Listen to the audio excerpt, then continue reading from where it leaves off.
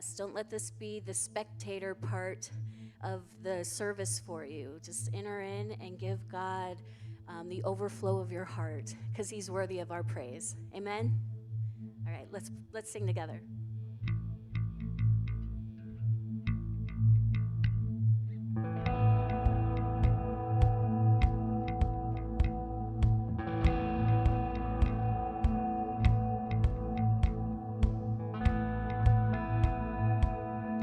Oh Lord my God, when I in awesome wonder consider all the worlds thy hands have made, I see the stars, I hear the rolling thunder, thy power throughout the universe display.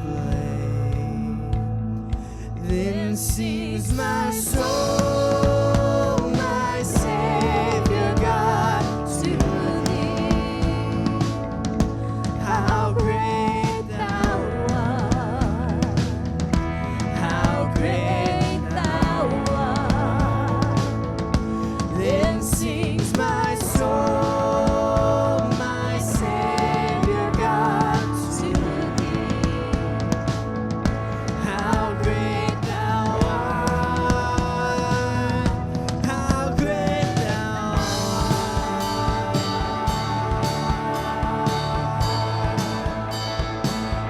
How great thou art.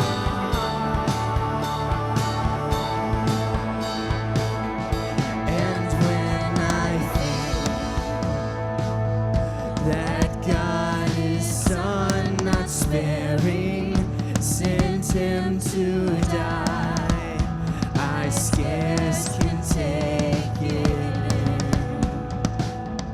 that on the cross my burden gladly bearing, he bled and died to take away my sin. Come on, lift him up.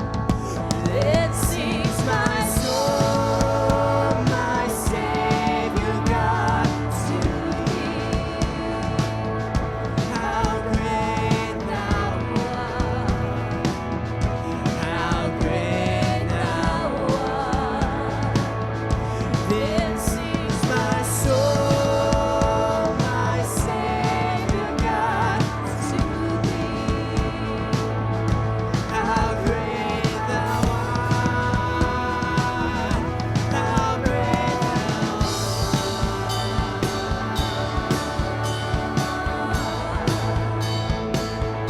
how great thou art.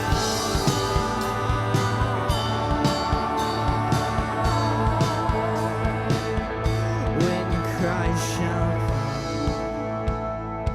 come with shout of acclamation and take me home, what joy shall fill my heart?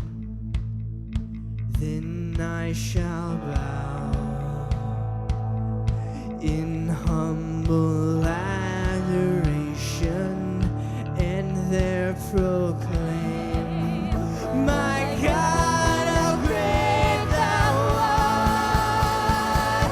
Then sings my soul, my Savior God, to thee.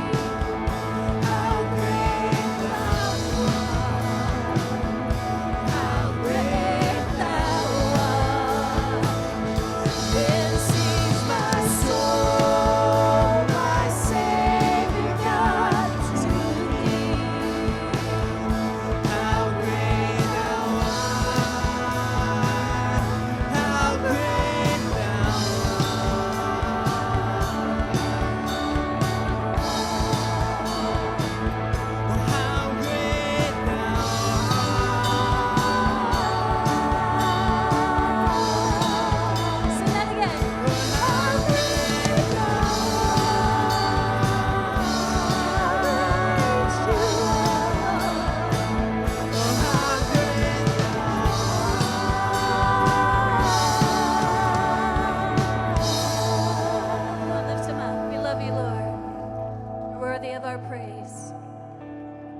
welcome you here, Lord. We welcome you here.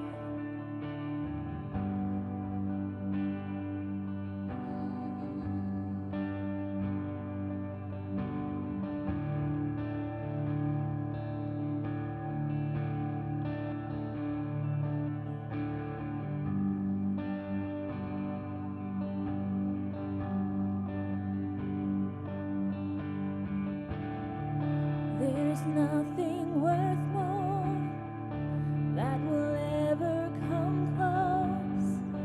Nothing can compare. You're our living hope. Your presence, Lord.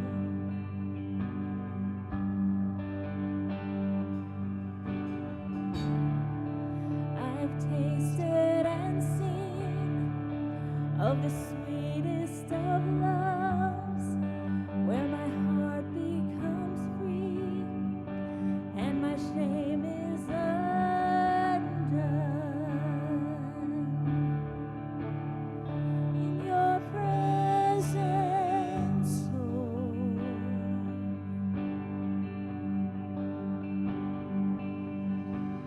Holy Spirit, you are welcome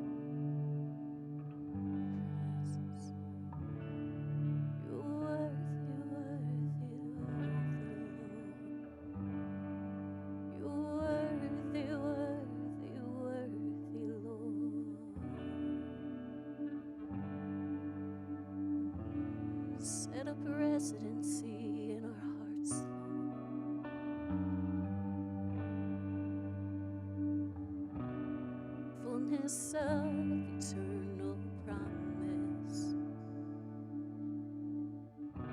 stirring in your sons and daughters,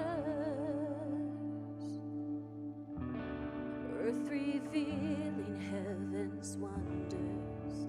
Spirit come, Spirit come. What you spoke is now unfolding, and all your children shall behold it. Dreams awaken in this moment. Spirit come, Spirit come. Pour it out, let your love run over. Here and now, let your glory fill this house. Pour it out, let your love run over. Here and now, let your glory fill this house.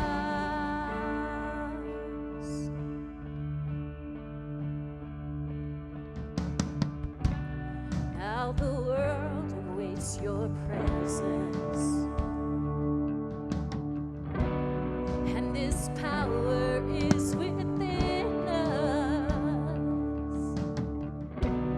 We will rise to be your witness. Spirit come, Spirit come. Oh, pour it out, let your love run over. Here and now, let your glory fill this house. Pour it out, let your love run over. Here and now, let your glory fill this house.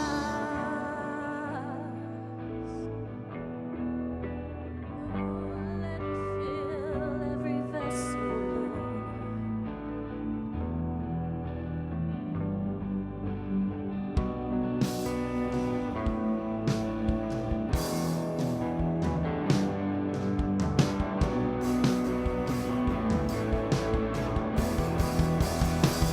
Sons of fire, testifying of the Son, one desire.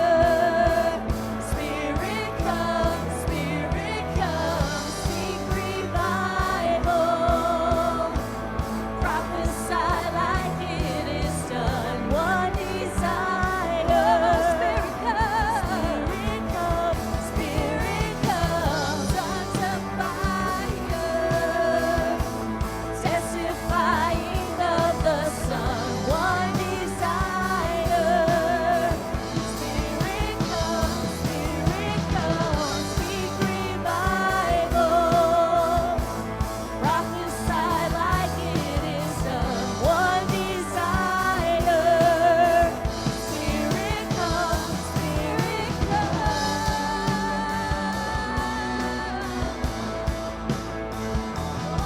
fresh on us,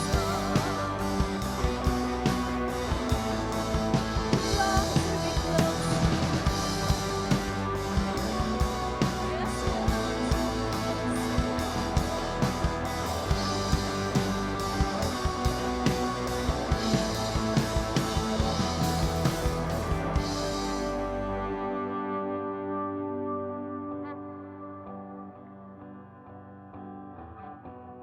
let our hearts continue burning, for our King is soon returning. As we hold to this assurance, Spirit come, Spirit come, Spirit come, Spirit come.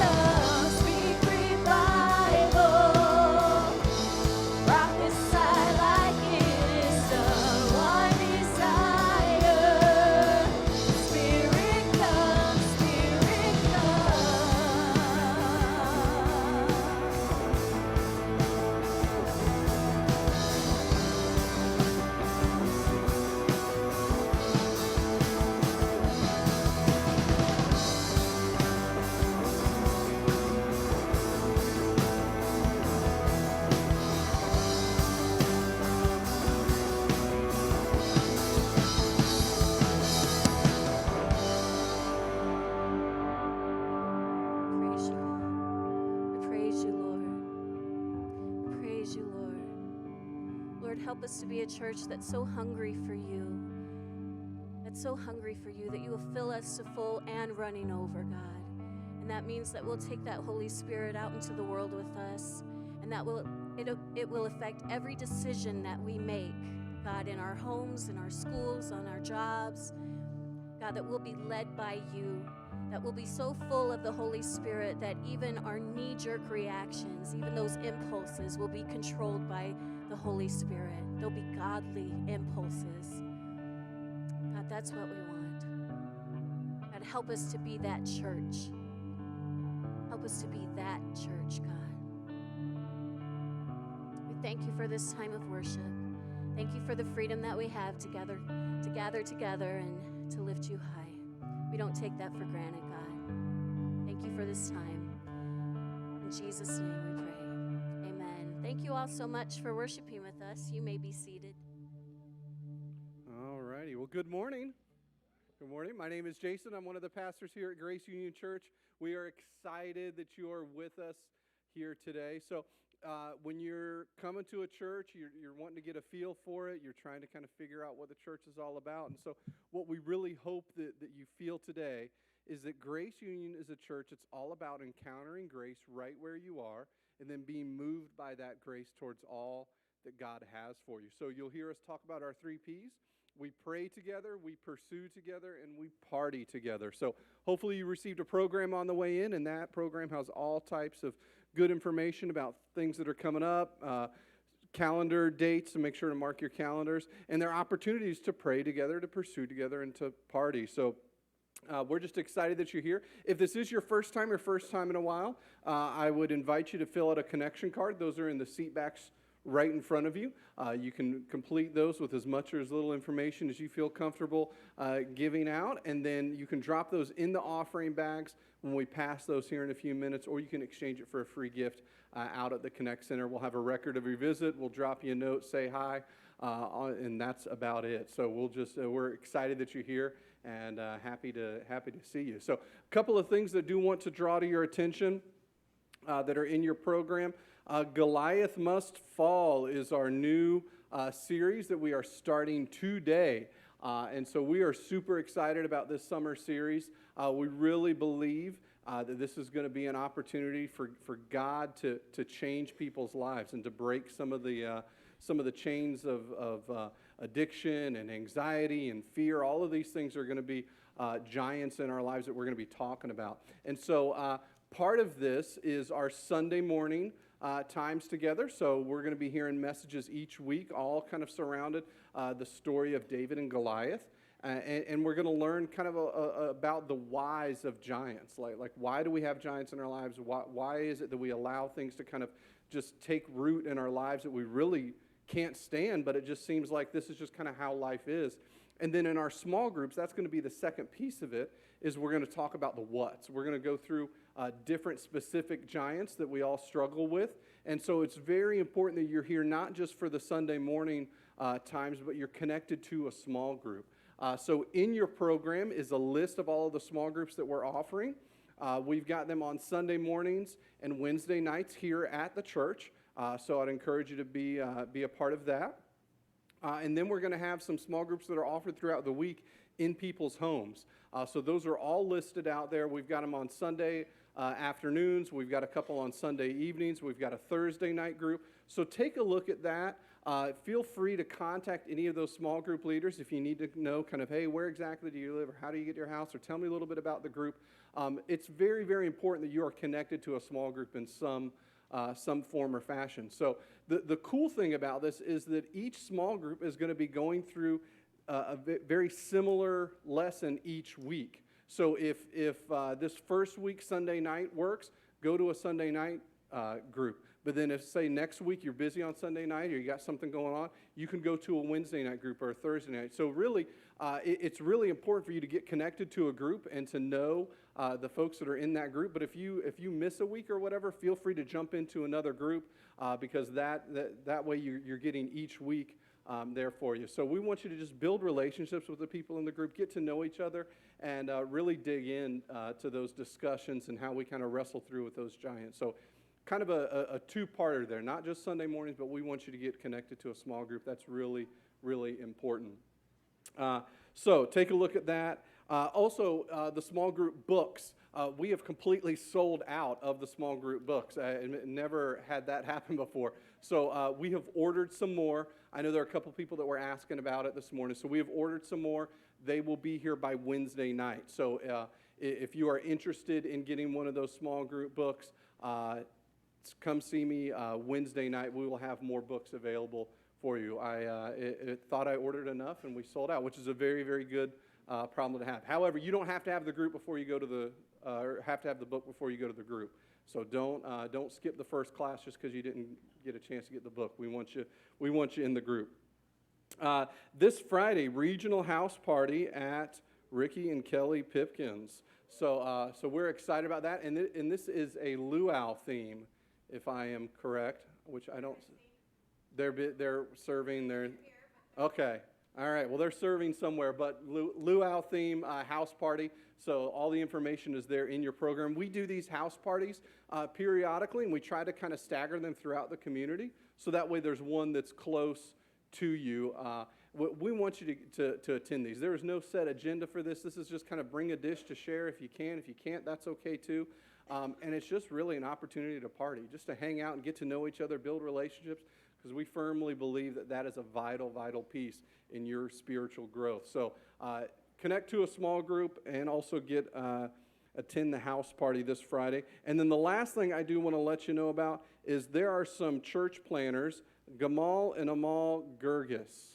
I don't know how exactly, I think I'm saying that right. Amal and Gamal, they are moving here from Egypt, and they're going to be planning a church in this community to reach Arab Muslims for Jesus. And so we are super excited to partner with these guys. And Pastor Bob has met them. They've talked. And so really we're just excited to hear about what they're doing and to get to know these guys. And so the first opportunity that we're going to have to help them is they are moving here next Saturday. And so they just need movers. And so after service, we're going to have a sign-up sheet. Dominic is going to have a sign-up sheet out there in the foyer.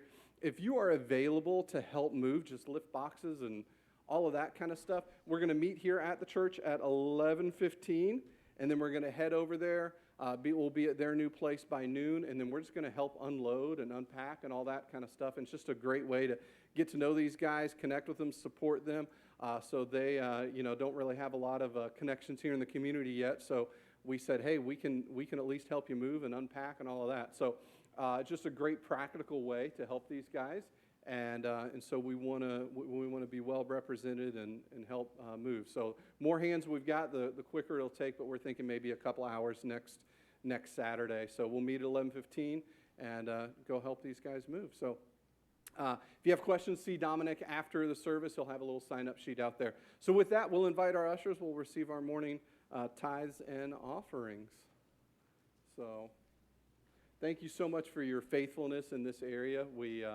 If you call Grace Union home, we would invite you to partner with us. There's so many cool things that we're able to do throughout the community here at the church and really, quite frankly, around the world, thanks to your faithfulness in this area. So many ways to give. You can give here in the service. You can give online. You can text to give, and there is a giving box out front. So let's pray. Dear Heavenly Father, thank you for who you are.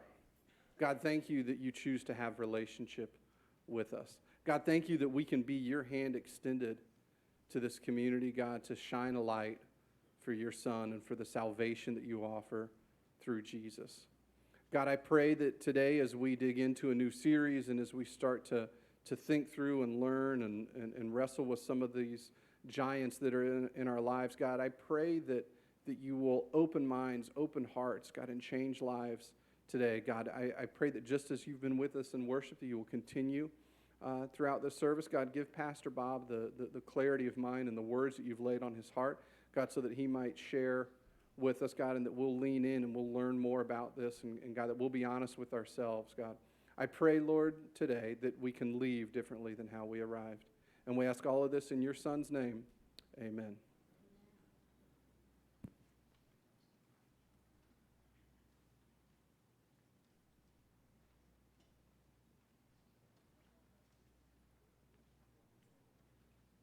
Well, as they do that, let me piggyback on what Jason was saying about the groups in connection with the service. So when this was probably 6 or 8 months ago, something like that, less than a year ago, I discovered a cut of beef at Costco that was, I think it was called a beef shoulder, and it was super cheap for large amounts of beef. How many of you guys are already excited?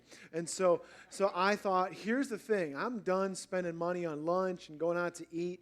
And so I bought 6 pounds of this beef shoulder, and I learned that I could put all the spices on it, grill it up, and I would make what I call steaky bites. I sliced it into little steaky bites, medium rare. I put it in a big bag in the refrigerator, and I began to eat steaky bites for all meals, okay? Breakfast, I had a couple eggs, some steaky bites. Lunch, steaky bites. Dinner, if Karen was at work, I didn't have to do any work. I could just pull out my steaky bites. And so that was an incredible thing. It actually saved me a lot of money. But something happened. I went to the doctor, and I've always been surprisingly healthy for how short I am for my weight. And so anyway, I went to the doctor, and for the first time ever, I had remarkably high blood pressure. I was like, well, that's kind of strange. Could it have anything to do with eating steaky bites for breakfast, lunch, and dinner for 2 months? And so it turned out the answer to that was yes. And so here's why I tell that story, is that steaky bites, when eaten in the proper amount and with other foods, are surprisingly healthy. But when you only eat steaky bites, you're not getting everything that you need. And so this whole thing, this whole series in connection with the groups was all set up together to kind of work together. So I really want to encourage you to not just eat the steaky bites. Don't just, come on Sundays. I'm glad you're here. Invite friends. This is really going to be a powerful series. I think God's going to do amazing things in your life and in your family as a result. But also, I really want to encourage you to make that next step. And for a lot of you, I know that you've been coming on Sundays, and it's like you're kind of comfortable with this level of involvement, but something more is like uncomfortable. I really want to encourage you to do the uncomfortable thing and take that other step and balance this, because what's going to happen in here is we're really looking at things from the 30,000-foot view. I want to help you see what's in your life and help you see why you even want to change it, because the truth is, a lot of times we know what we should do, but we just don't care to do it, right? And so we're going to work on that angle in here, but then sometimes we know we want change, but we don't have any idea how to bring it. Right? And so we're going to work on 2 different things. One thing will be here in service, and the other things will be in these groups. And the relationships that you'll build in that will be essential to help you actually move forward. So I want to really encourage you to take advantage of the full thing, eat a balanced diet for the next few weeks. And if this is your first time getting involved in groups, I promise you're going to love it. You're going to feel like this church is your family in a whole new kind of way. So please do that. As we get started, just so you know, the answer key here, we're going to be talking about David and Goliath for the next 6 weeks. And the funny thing about this story is it's probably one of the most iconic stories in the Bible, right? No matter where you go, people have probably heard this story. And even if you're not super familiar with it, you could go all over the world, and almost anybody you meet, if you used the phrase, it was a real David and Goliath scenario, people are going to know what you mean, right?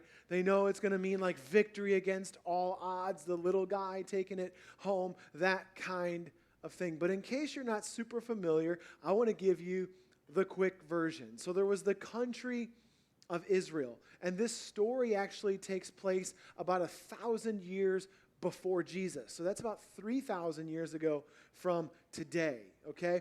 And so about 3,000 years ago, there was this country called Israel, and they were actually a band of people who had been slaves in Egypt. God had delivered them from Egypt. They moved across the wilderness. God promised them this new land. They moved into the land, and they began to assume the land and take control of it against all kinds of crazy odds. And so that happened about 300 or 400 years after that, when they moved into the land, as the story of David and Goliath. So now they've been in the land 300 or 400 years. They've developed as a nation. They're organized. They've got communities. They've got regions and cities, and they've actually got their first king now. So they're an established nation, but there is this group of people called the Philistines who has lived in their land since they moved in. okay? And they've been like kind of an enemy tribe that was on their own soil that they never got rid of when they moved in and took control. The Philistines, they've been fighting back and forth now for 300 or 400 years, okay? So things have come to a boiling point at the story of David and Goliath. Saul is the king. He's got his troops assembled because the Philistines have assembled for war. They're on Jewish territory. They're in the region of Judah. They're ready to fight. So Saul assembles his soldiers and they go down to face the Philistines.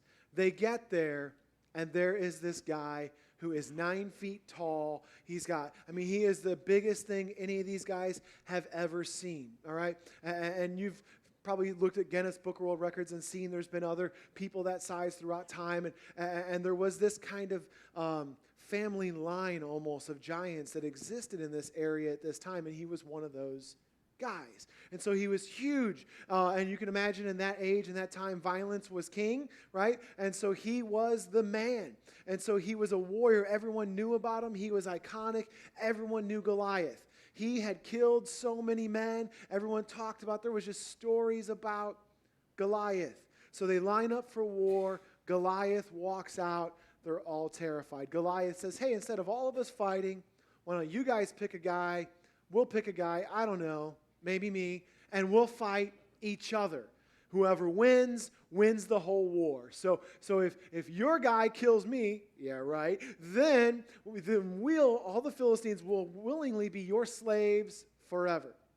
And if I happen to win and kill your guy, then you guys will be our slaves. And so that's the deal he proposes. The Israelites are sitting there terrified because who wants to go fight this guy?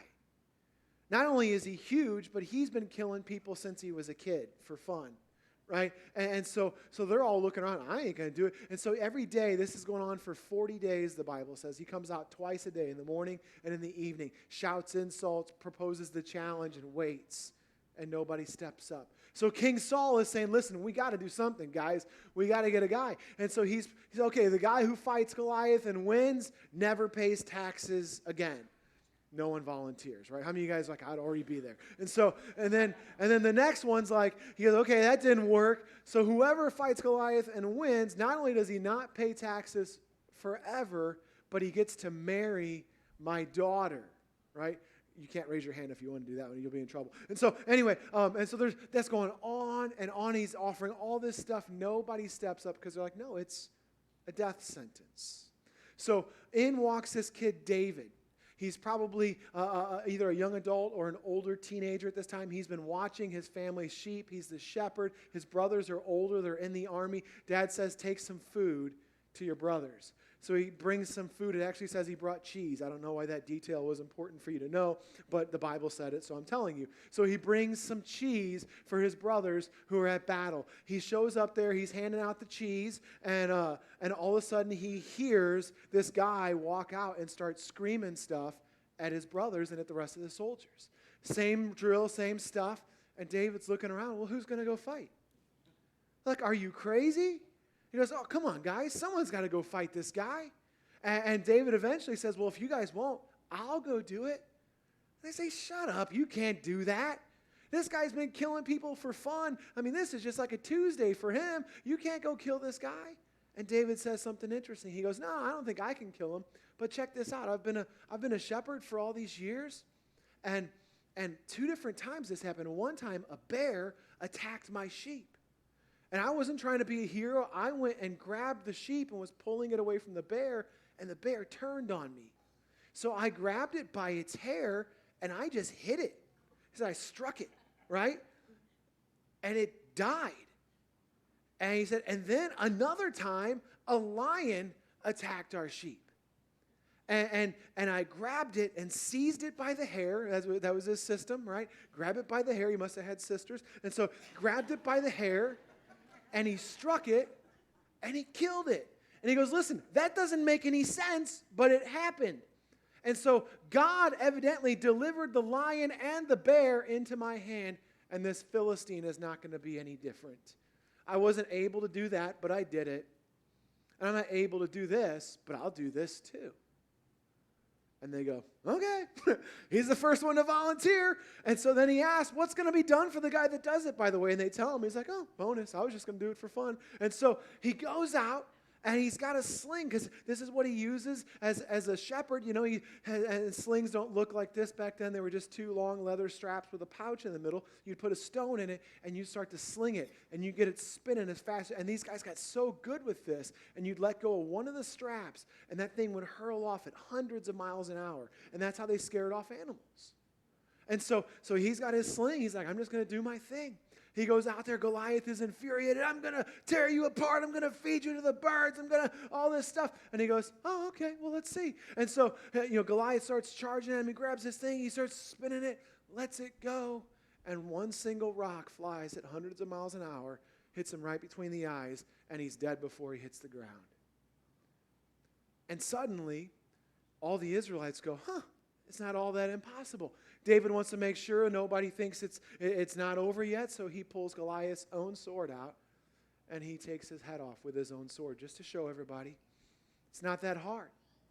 So the Jews now realize, hey, God is with us. He's fighting for us. They take off running, and they just decimate the Philistines. They're chasing them down, killing off their enemies, and that is the story of David and Goliath, and how his victory, brought on by God, was able to bring victory, not just for him, but for all the Israelites. And so we're going to be chewing this apart and kind of working on bits and pieces of this for the next few weeks. But today I want to talk about the very beginning, all right? Because 400 years before this story, we talked about the Israelites coming out of Egyptian slavery as free people. And God led them to Canaan, and he commanded them to defeat and drive out the people who lived there. And basically, they did that. I have a picture of this up here on the wall, this map here. So basically, they did that, but not all the way. So if you look, I have this cool laser pointer here that doesn't work all the time. So this orange area right here, that's all the spot that at this time where Saul is king that they possess. Israel possesses all that. All these cities, these are all Israelite cities, okay? So all of that is the area they own and they run. This area over here that says Philistia, this is where the Philistines are living.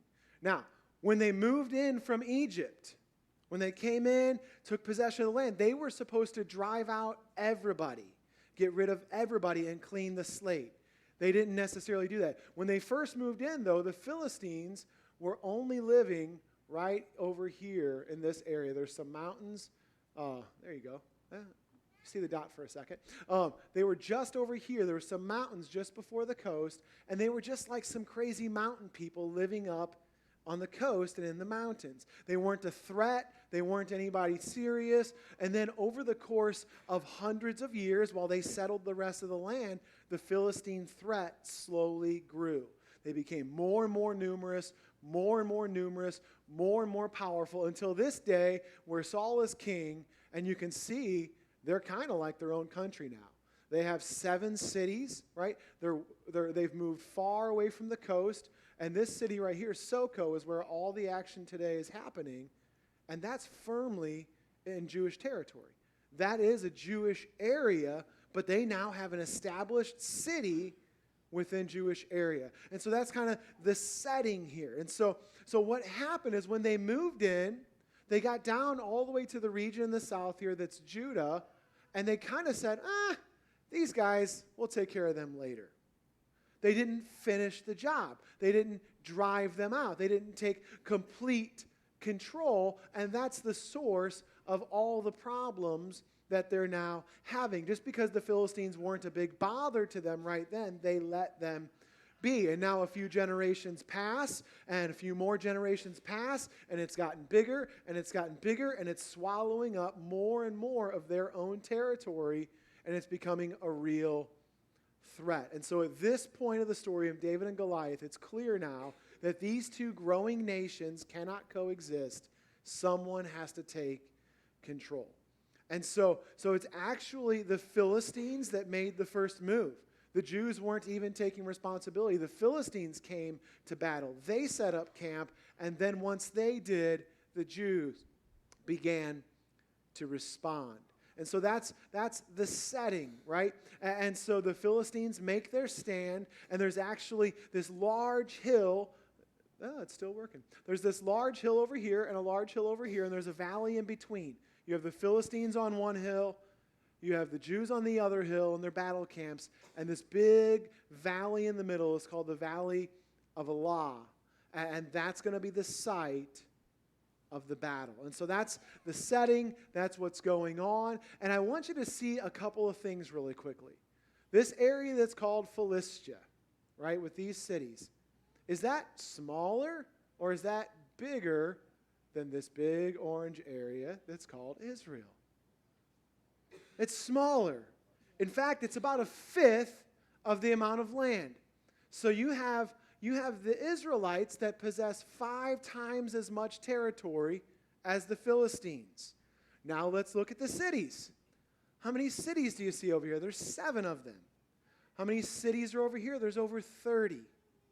So, if you had to just take a guess, I know you guys aren't military strategists. Who do you think has the advantage in this fight? The Jews, right? The Jews have the clear advantage. The Israelites have the advantage. The Philistines definitely have the underhand in this event. The Jews, if they took this threat seriously, right, if they unified, and they did, they had one unified government. The Philistines, that wasn't even a country. That was just a band of tribal people, and they were loyal to their own cities. So it wasn't even a unified government with one army. It was just warriors from all of these Philistine cities. So in every way, the Jews have the advantage. The Israelites have the advantage. So if Israel had taken the threat of the Philistines seriously, united all their strength to deal with the problem once and for all, they would have won rather quickly. All right? Now we're going to read the account of the story here in 1 Samuel 17. The Philistines assembled their troops for war at Soko of Judah. It says it that way on purpose. It says Soko of Judah. Soko is the name of a Philistine city, but it's in where? Judah, right? Do you see the problem already? There are Philistine cities in Israeli territories, okay? So they're assembling at Soko of Judah. They've given away a city in their own land to the Philistines. They have the enemy living among them. So it goes on. They camped between Soko and Ezekah at Ephes Damim. And Saul and the Israelite army assembled and camped in Elah Valley, where they got organized to fight the Philistines. The Philistines took up positions on one hill, while Israel took up positions on the opposite hill. There was a valley between them. A champion named Goliath from Gath. Again, it's the city. That's where he was from. There wasn't a unified country. The champion Goliath from Gath came out from the Philistine camp. He was more than 9 feet tall. He had a bronze helmet on his head. He wore bronze scale armor weighing 125 pounds. He had bronze plates on his shins, and bronze scimetar hung on his back. His spear shaft was as strong as the bar on a weaver's loom. So that means it was about, just the shaft of his spear was about 2.5 inches in diameter. That's a big spear. All right, we're moving on. 2.5 weaver's loom, and its iron head weighed 15 pounds. His shield bearer walked in front of him. So it's painting a picture. First of all, he's huge and he's strong. Does anybody in here weigh 125 pounds roughly? All right. So what we're going to do is you just come and jump. No, I'm just kidding. And so imagine if you're so big that your military shirt weighs 125 pounds and you just wear it. Like, oh, that's fine. All right. And then you're so strong that you can hold a spear that's like 10 feet long and the point on the end weighs 15 pounds and you can throw it and hit stuff. Right? Imagine being that strong. And then he's got all this armor. His legs are armored. His head is armored. His chest is armored. Everything's armored. And he's even got another guy walking in front of him that's carrying a big, huge shield just to block anything else that might get by. So if you're looking at that, not only is he huge and strong and he can kill you, but I can't even hit him. Right? So this looks like an impossible scenario. He stopped and he shouted to the Israelite troops, "Why have you come and taken up battle formations? I'm a Philistine champion. You're Saul's servants, isn't that right? Select one of your men and let him come down against me. If he is able to fight me and kill me, then we will become your slaves. But if I overcome him and kill him, then you will become our slaves and you will serve us. I insult Israel's troops today." All right. The Philistine continued, "Give me an opponent and we will fight." And when Saul and all Israel heard what the Philistines said, they were distressed and terrified. If you read on a few verses later, it says that he did that same thing every day, twice a day, for 40 days. And so here's the first point, guys. Israel was supposed to destroy and drive out the enemy, but the enemy is proposing terms for a compromise. Their enemy is saying, "Hey, listen, we don't have to just destroy each other. Let's work this out. We can coexist. We just have to make some arrangements." Now, there's two reasons God instructed them when they went into the land a few hundred years earlier. He said, "Do not make any deals with the inhabitants. They either die or you force them out, but they cannot stay and you cannot make any arrangements." And that sounds harsh, but there was two reasons. And the first is that if the people remained, God knew Israel would be constantly corrupted by their influence. That it would constantly be a cycle of, rather than the people who were already there adopting Israel's way of life, Israel would adopt their way of life. And over again, that happened constantly. Israel would adopt the sinful practices of its neighbors and the inhabitants rather than influence working the other way around. How many of you guys have ever seen that in your own life? Right? Isn't that weird how that happens? And there's a simple reason. I just kind of made up a law. It's called the law of influence gravity. All right, so if this is a law, I just decided. Anyway, downward influence can be effortless, but influencing up requires deliberate focus. That's why that happens. For you to be negatively influenced doesn't take any effort. How many of you guys know you don't have to try to fall down, right? It doesn't take any effort. If I walk and keep walking, I'm going to fall down. But if I come this way and I walk towards this to go up, it's not just going to happen. I'm going to have to exert effort. I'm going to have to, how many of you guys were here last week when Chris, he won, he jumped up, he almost didn't make it. I thought he was going to lose teeth. But anyway, and so, oh, it was so fun. If you missed it, go watch the video. So anyway, but it takes effort to go up, but you can go down rather easily. And that's just how life is. The other reason God said don't allow them to remain is because whatever is allowed to remain does not stay confined to where you leave it.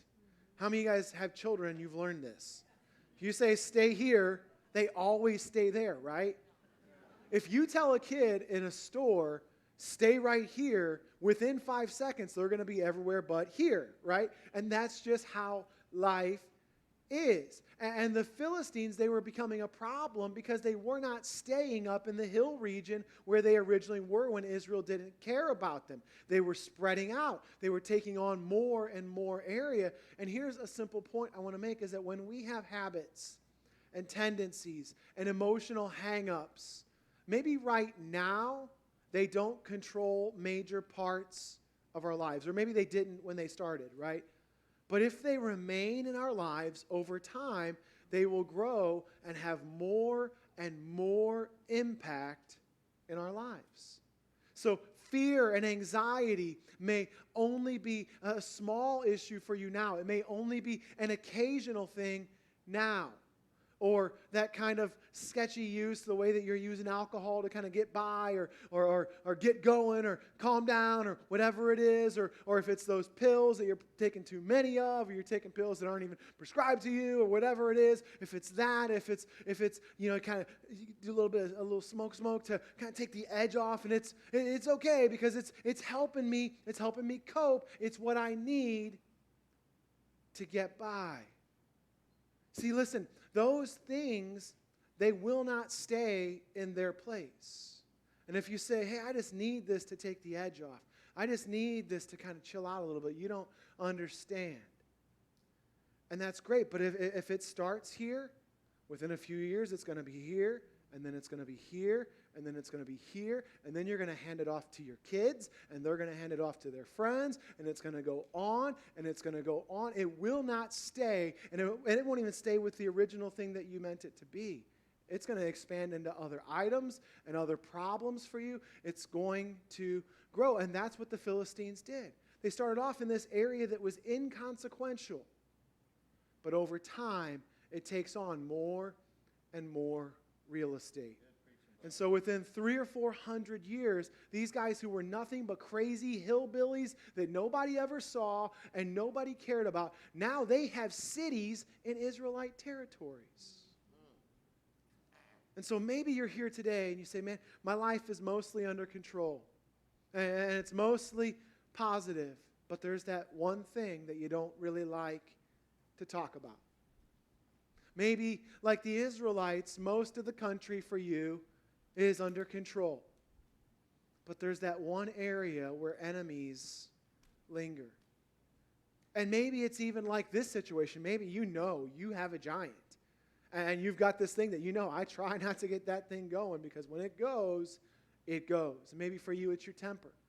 And so everyone around you knows, well, just don't talk to them on a Monday, Tuesday, any day ending in AY, and you'll be fine, right? Because they've got this giant, and you can't awaken it, or there will be trouble. And so I want to bring that picture back again. Here's the question. If Israel moved in, and if you know the stories, I won't have time to tell y'all, but there were cities everywhere in this orange. There was walled cities, and there were giants all over the place, and they moved in, and they cleared all of this.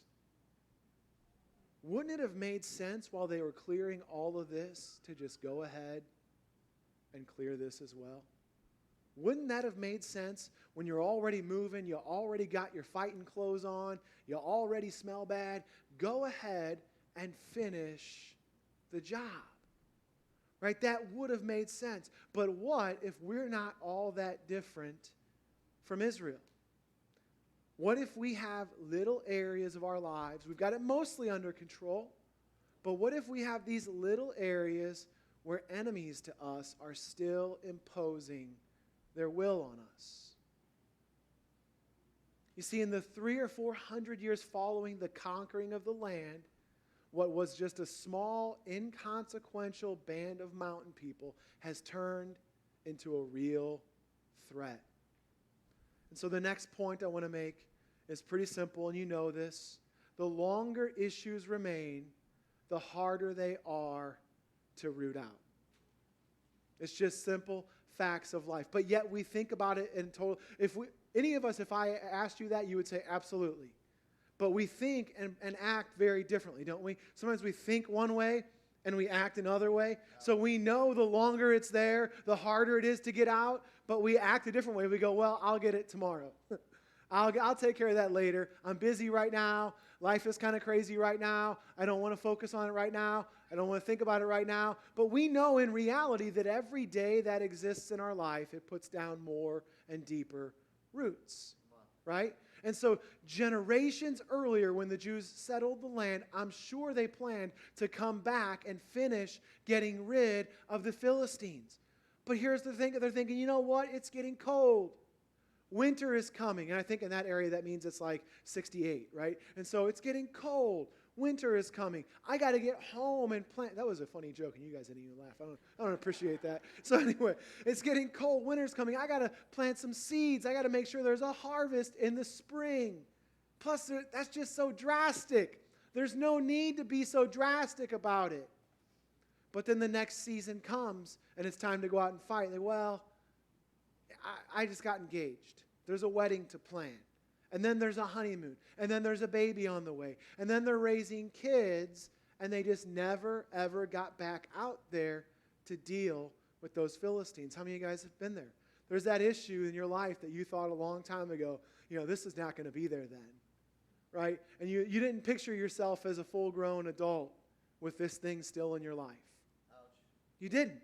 You thought by then we'll take care of it, right? But then life It happens, right? And that's what happens to ourselves. We tell ourselves that we're going to get serious later. We're going to do whatever it takes and finally get serious and buckle down and take care of this. But life is going on and we're busy, and it just doesn't need to be so drastic.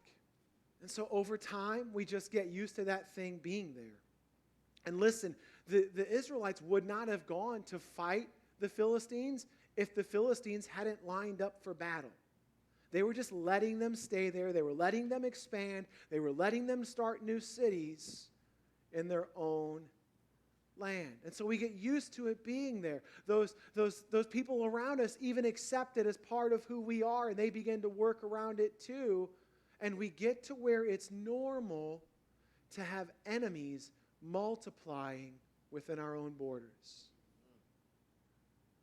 Fear and anger and compulsive behaviors or addictions or, all these things, they're multiplying and they're taking up more and more territory. And once we start accepting these things in our lives that hurt us, we also start developing strategies for compartmentalizing, don't we? That's what we do, right? We say, well, it's okay as long as my parents don't know. Right? Everything's going to be good. And that doesn't stop how many of you guys are adults. That doesn't stop when you become an adult, right? It's still okay as long as my parents don't know, because I don't want to have that conversation. It's okay as long as my wife doesn't find out. It's okay as long as my husband doesn't find out. I mean, it's really normal as long as the boss doesn't know. Everybody's actually doing it, but we just can't tell the boss about it because he's got to be a boss, and he doesn't want us, doing that. Or we can do this as long as the kids don't see it, as long as the kids don't know what it is. Then we have a problem. But as long as it's not affecting them, so if we can keep it away from them, then we're okay to do it. Or maybe just as long as my church friends don't know.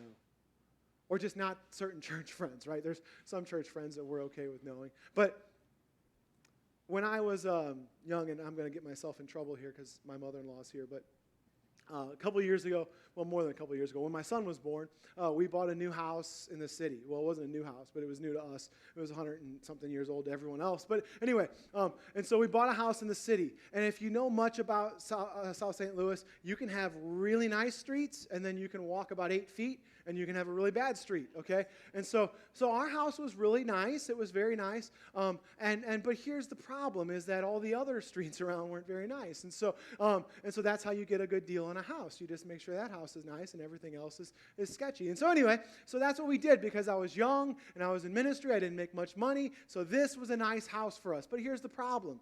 I really wanted my wife's family to be pumped about where her house was going to be. So we figured out a thing. If you get off at the first exit and you turn left, you drive past the park. And you go, whoa, you live by the park?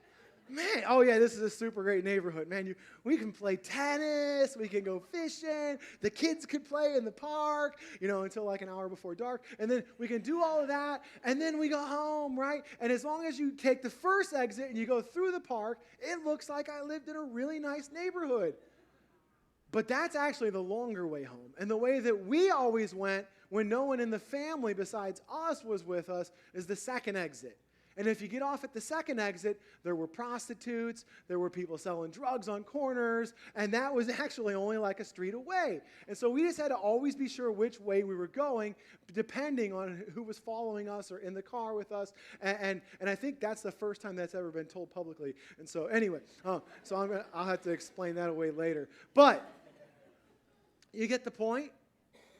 And here's the thing. If you have to carefully frame what parts of your life get shared with what people and in what angle and at what time and all of that stuff, it's entirely possible that you have enemies multiplying within your borders. If you've got to make sure that they hear it a certain way so that they really understand it, you might have enemies multiplying within your borders. If you have to make sure that only certain people know about this at certain times, you've got enemies multiplying within your borders. And you might have a nuisance that's growing into a threat. You may not even consider it a giant right now. That's part of the thing. You go, well, it's not that big of a deal. Can I tell you something? Goliath was not born 9 feet tall. He was born as a baby. And he grew, and he grew, and he grew. And so the problem with allowing enemies to grow is that giants are demoralizing. You see, when Israel showed up for battle, they should have been confident. I showed you the map. They had the advantage, right? But here's what would happen. They would line up in camp. They would do all their chest bumps and everywhere we go, people want to know who we are, so we tell. I mean, they would do all that in camp, man. They're like clacking and, doing all that kind of stuff. And then they would get out to the battle line and they would see it. And they would hear every step. Boom.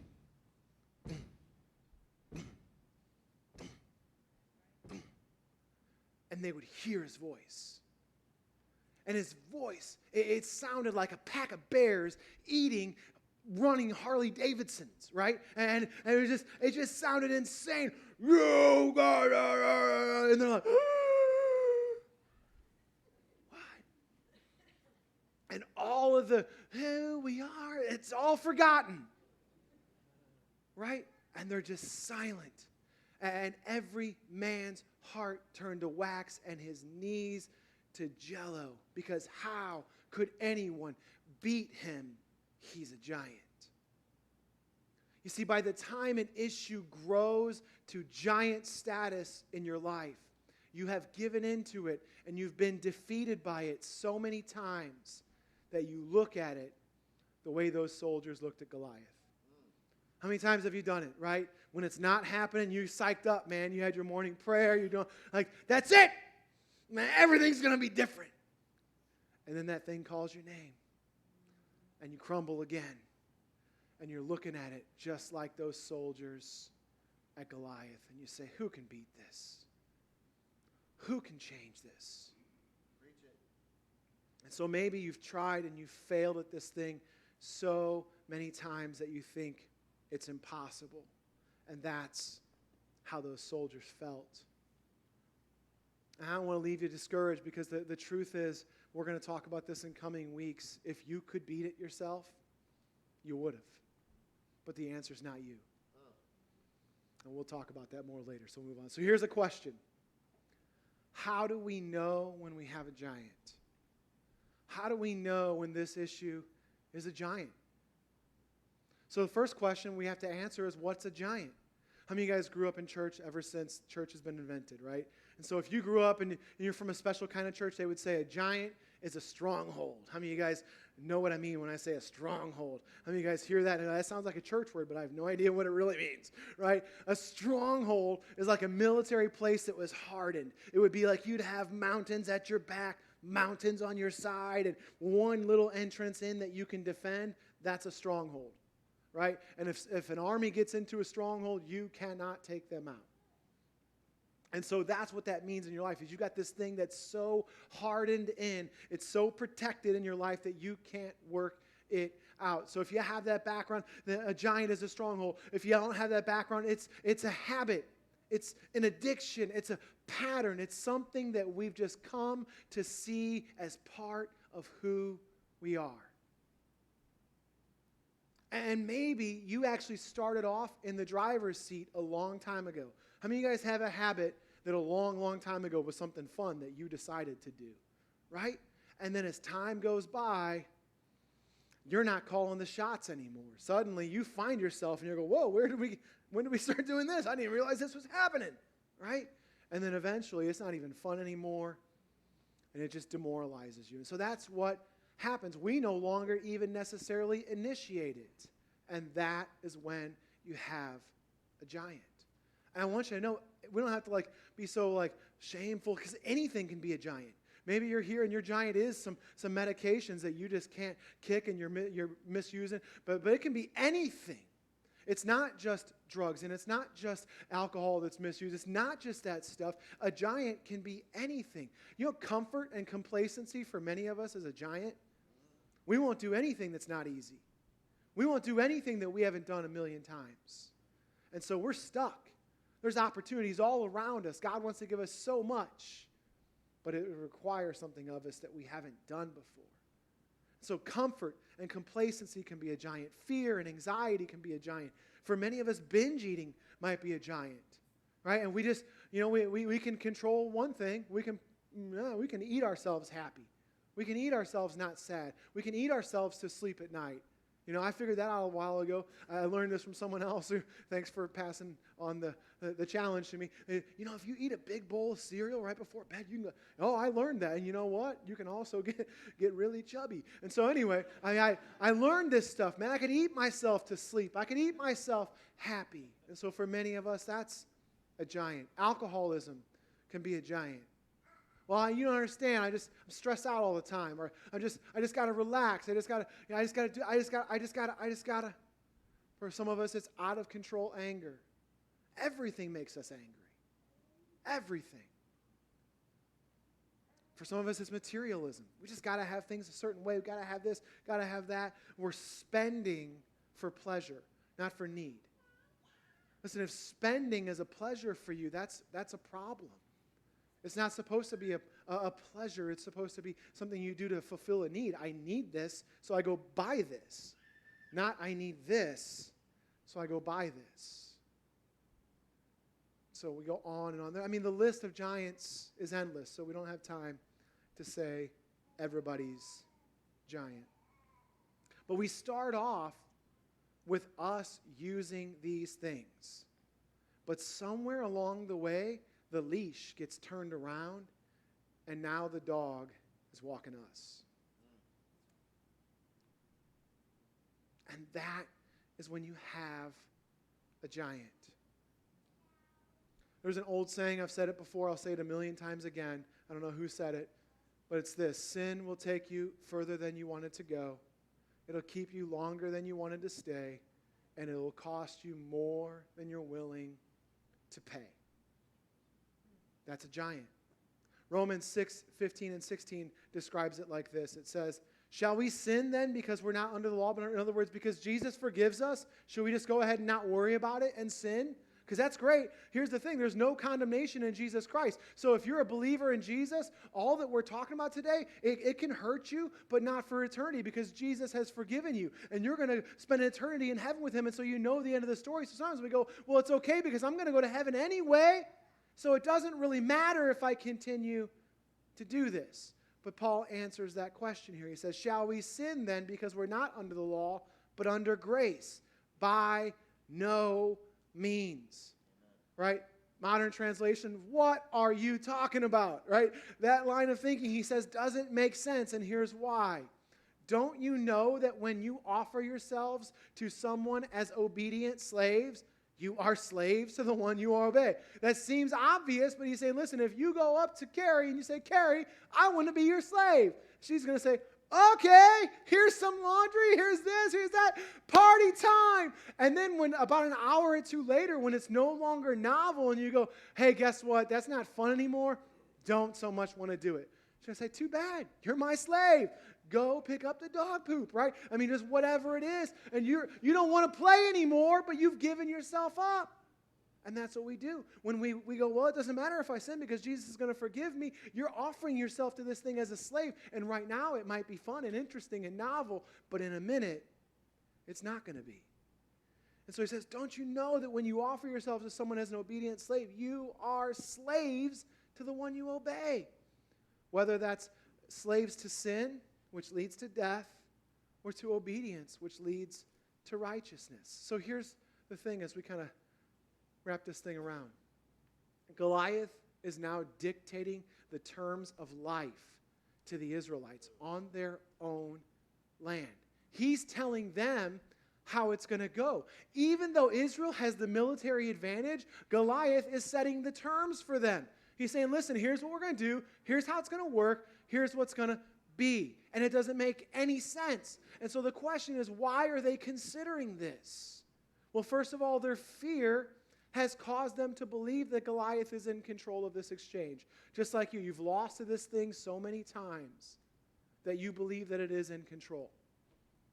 Even though Jesus actually defeated that thing a couple thousand years ago on the cross and set you free, you believe it's in control. So you're allowing it to dictate life to you. But there's this other reason.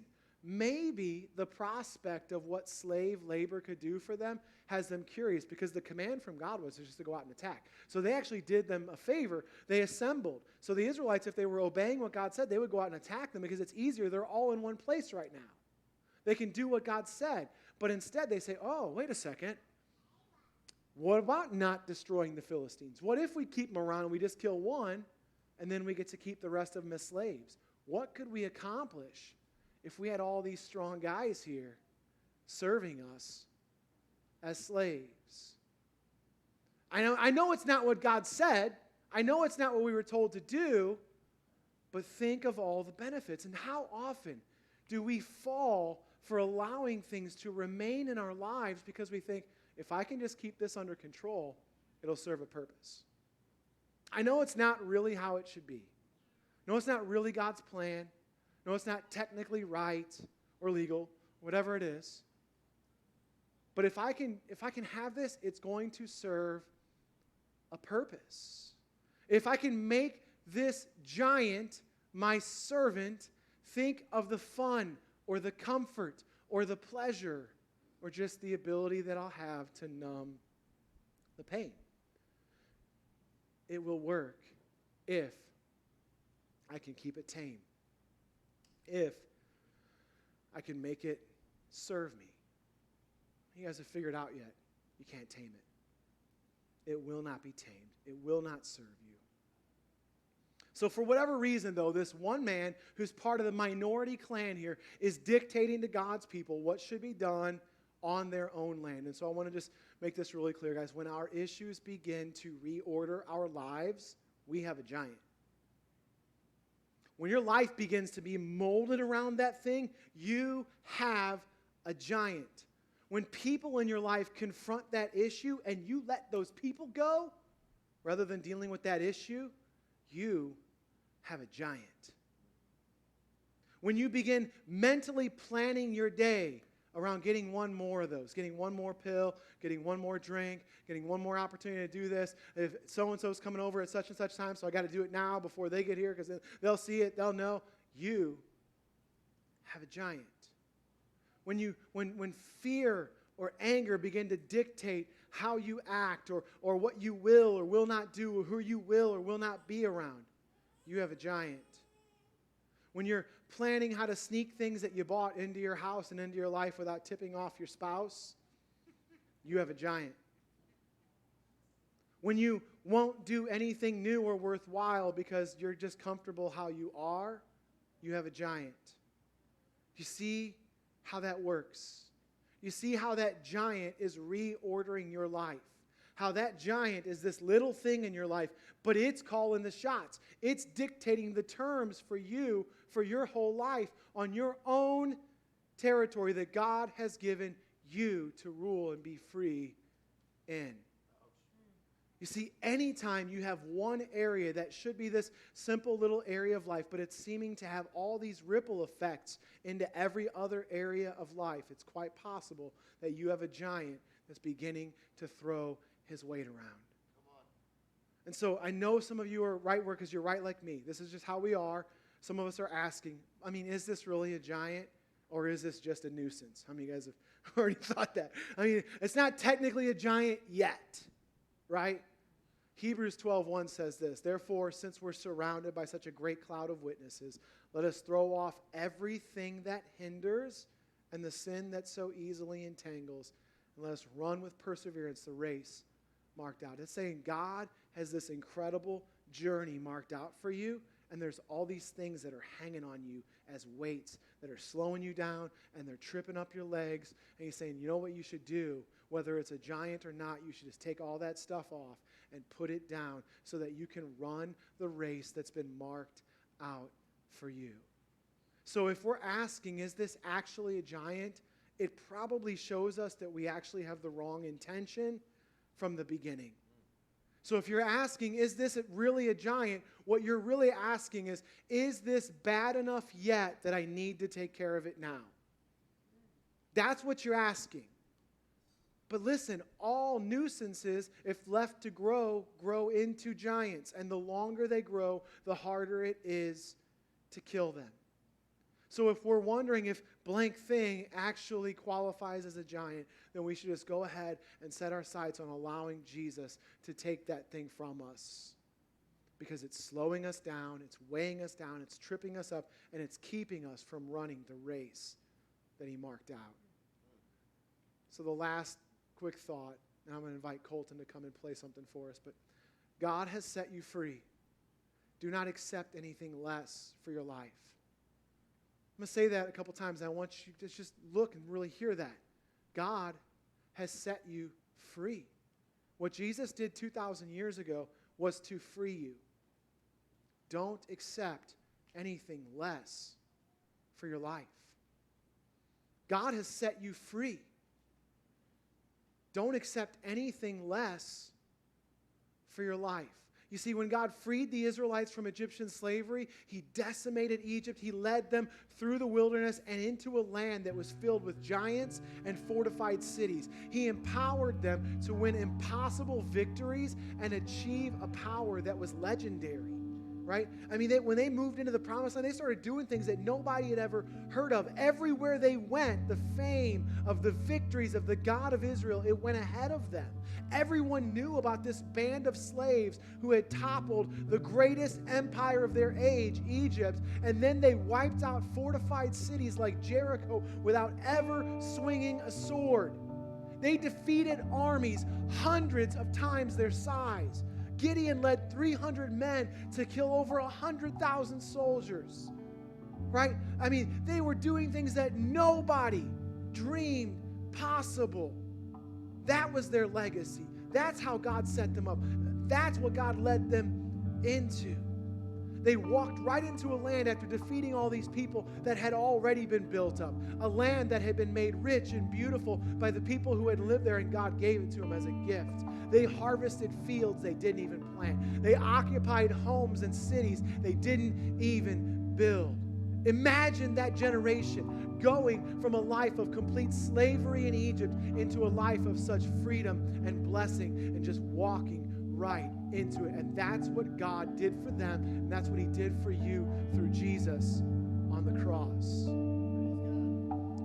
But generations have passed now. There's been conflict and oppression, and the Philistines are growing larger, more influential. The enemy is becoming a real threat. And here they are today on a field of decision, staring at a giant. Would they rediscover a life of freedom? Would they go back to how God set it up a couple hundred years earlier when they took the land? Would they go back to freedom? Would they go back to blessing?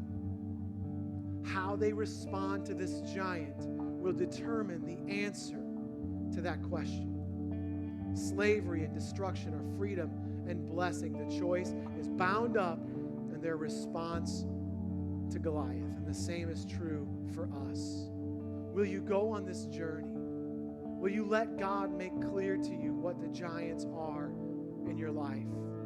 Will you recognize the things that are mocking you and demoralizing you? The things that are keeping you from the life of freedom and blessing, or the things that are just keeping you from the race God really built you to run, the impact he designed you to have.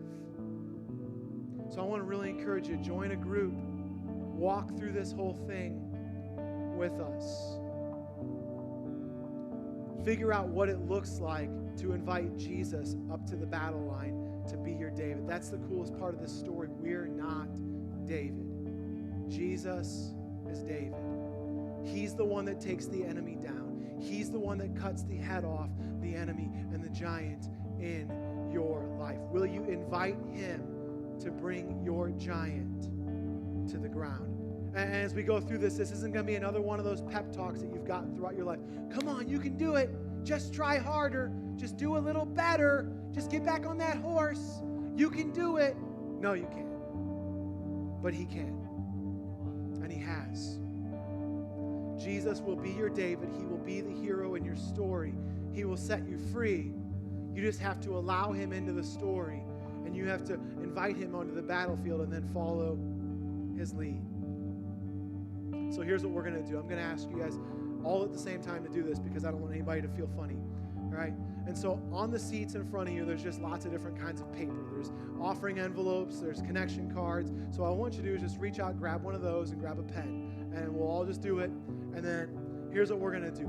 Probably as we were talking, some of you guys, it's already clear. You knew before you walked in, you saw the name of the series, you go, great, I'm going to have to stop doing blank. How many of you guys, that was you? You knew already. But some of you, as we were talking, God has really made it clear to you that there are some giants living.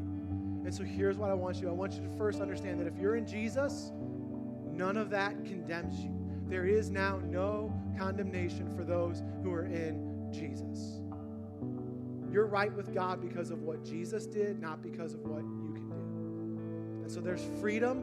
So when you write that, there's no shame. So here's what I want you to do. I want you to take a minute and write down the name of your Goliath. And some of you guys are like, man, I need to go get like a whole pack of paper. But whatever it is, man, as God shows you some Goliaths, write them down. Don't write your name on it because I'm just going to have you guys leave them on those little ledges as you leave. And then I'm going to collect them all, and I'm not going to let anybody see them. I'm just going to be praying for all you guys. I won't know your name. I won't know your, what issue is connected to you. But I want you to just write down the name of your giant. And I'm not asking you to write down something you're going to work harder on. What you're doing is you're writing down Jesus' battle assignment. You've just hired a hitman. As you write that down, like, go take him out, Jesus. I've been carrying this for too long. I've been dealing with this for too long. And I want to be free. I want to run the race that you've marked out for me. I want to be all that you died to make me. Take him out. Just write the name of that. We're going to pray, fold it in half, drop it on a ledge as you go. I'm going to make sure I collect all those. Father, help us. If we could do this, we would have done it on our own many times over. We need you. We're not big enough. We're not strong enough, but you are. So right now, I pray that you give us courage to even just write the name, to write it down, and to, in that moment, know that we are saying goodbye forever, and we're entrusting this battle to you. Help us right now to cut the cords on our heart that have actually made us affectionate toward these giants. Help us to be willing to hand this over to you and see what you will do with this as we invite you in. We give you thanks for that. God, I pray in these next few weeks that we would begin to see the freedom and the blessing return to our lives that you've intended us to live in all along. And we give you thanks in Jesus' name. Amen. Guys, God bless you. Just drop those on there on your way out. We'll see you next week. Thanks so much.